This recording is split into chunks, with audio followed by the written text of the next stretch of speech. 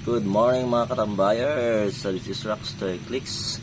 Ayan, after 4 days na wala ako, wala kami. Ito na sila. Yung 12 na natin na napapisaan, nagpato. Bilangin natin 1 2 3 4 5 6 7 8 9 10 11 and 12. So si Ate Lyra ang nagpakain sa kanila.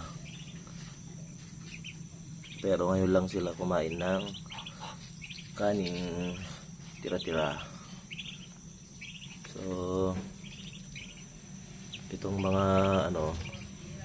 tira-tira galing dun sa dorm.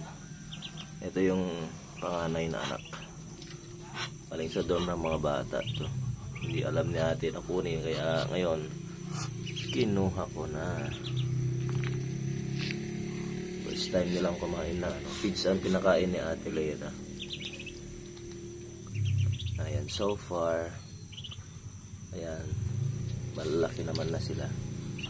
So ngayon iba naman ang gagawin natin. Papasunod natin sila sa kanilang nanay. Yung nakaraan kasi nilagay ko sila sa dito, inihiwalay ko sila. Ngayon naman subukan natin pasunod dito kay Mami Duck. Okay, bye muna.